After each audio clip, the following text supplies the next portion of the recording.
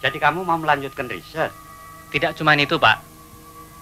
Saya ingin bekerja membantu petani-petani miskin di Gunung Kidul.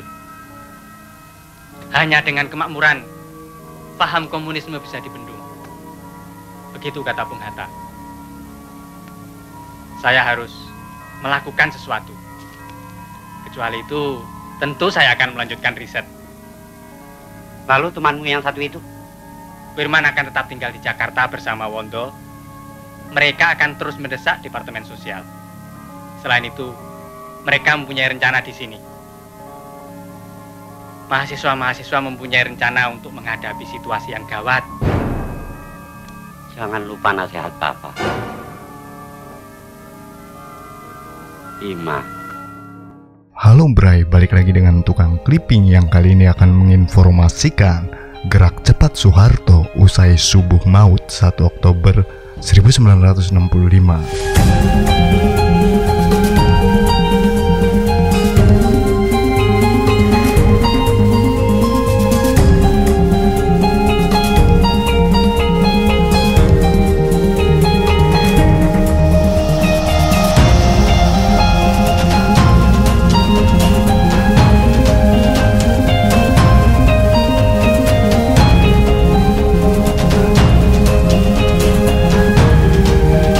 1 Oktober 1965 menjadi sejarah penting bagi perjalanan bangsa Indonesia.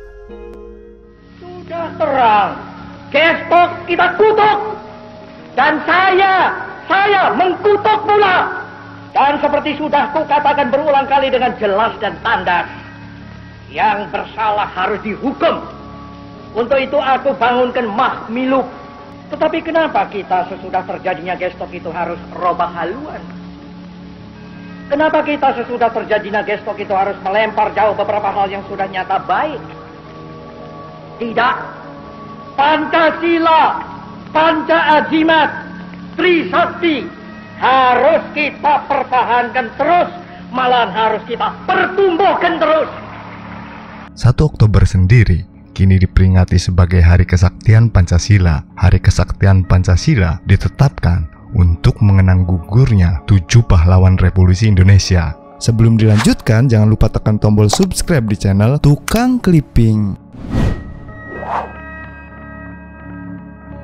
7 pahlawan revolusi itu yakni Letnan Jenderal Anumerta Ahmad Yani. Untuk menumpas gerombolan Kahar Mujakar dalam tempo yang sesingkat-singkatnya. Dengan bantuan rakyat seluruh daerah Sulawesi Selatan dan Tenggara, dan juga rahmat dan perlindungan dari Tuhan Yang Maha Kuasa, maka tugas ini dapat diselesaikan dengan tertembaknya mati Kahar Mujakar pada tanggal 2 Februari tahun 1965. Mayor Jenderal Raden Suprapto, Mayor Jenderal Mastirto Darmo Haryono, Mayor Jenderal Siswondo Parman, Brigadir Jenderal Donald Ishak Panjaitan, Brigadir Jenderal Sutoyo, serta Letu Pierre Tendean. 6 jenderal dan 1 perwira TNI AD itu meregang nyawa di tangan gerombolan G30S PKI.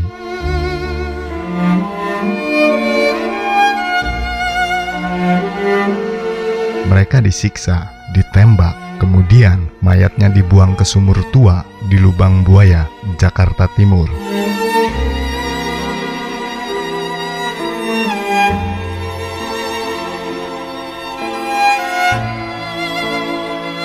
Peristiwa pembunuhan para jenderal itu dikenang dengan gerakan 30 September.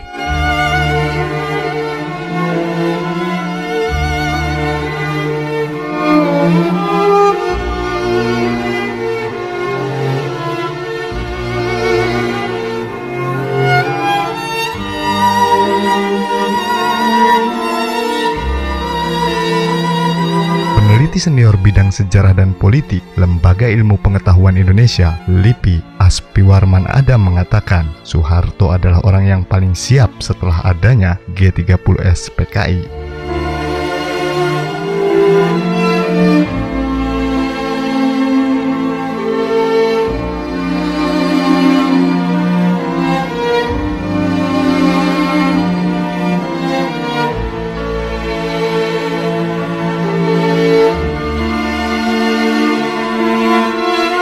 kita sudah bisa mengambil kesimpulan bahwa Soeharto adalah orang yang paling siap pada pagi harinya, karena dia sudah tahu akan ada kemungkinan gerakan. Terlepas secara rinci informasi itu tidak ada, tapi kan dia paling siap.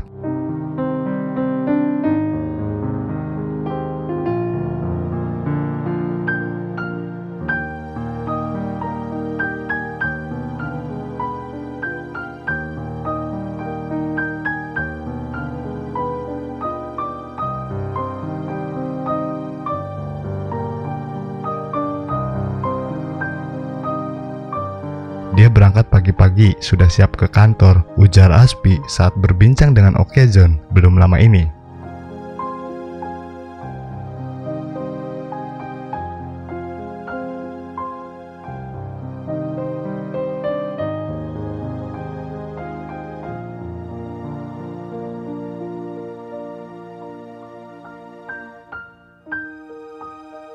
Meskipun banyak fakta yang belum terungkap terkait keterlibatan Soeharto dalam peristiwa 30 September 1965, namun Aspi meyakini bahwa 1 Oktober 1965 menjadi awal kudeta merangkak Soeharto.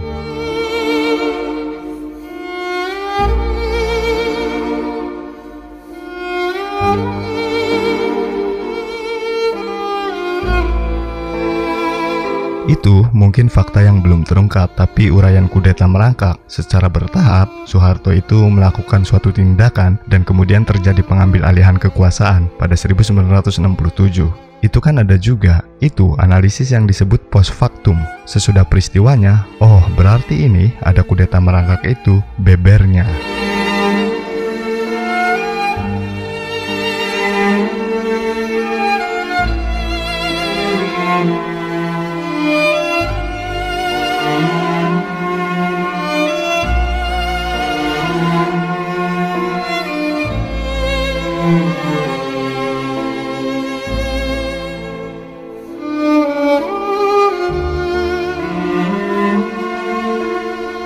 Kudeta merangkak yang dimaksud itu merupakan pengambil alihan kekuasaan secara berangsur atau bertahap.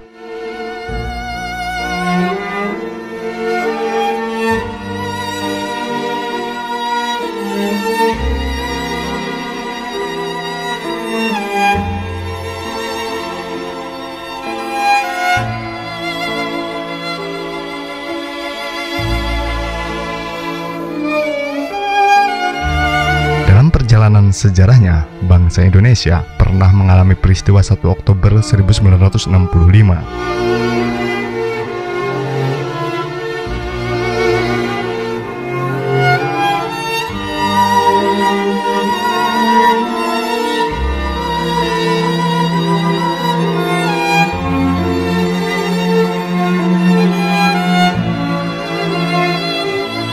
Kemudian, terbitnya surat perintah 11 Maret Super Semar pada 11 Maret 1966.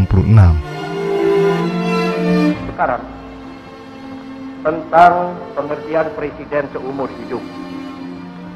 Malahan dalam sidang umum MPRS kedua, pada bulan Mei tahun 1963, saudara-saudara sekalian telah menetapkan saya menjadi presiden seumur hidup. Hingga Soeharto diberi mandat oleh Majelis Permusyawaratan Rakyat Sementara MPRS sebagai presiden pada 26 Maret 1968 menggantikan Soekarno.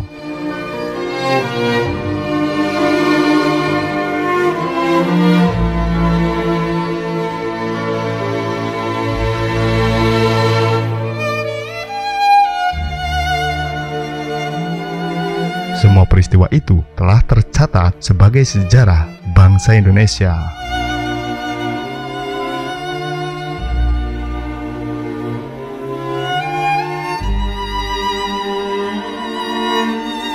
Demikianlah berai gerak cepat Soeharto usai subuh maut 1 Oktober 1965 yang dilansir dari okenews, okejohn.com.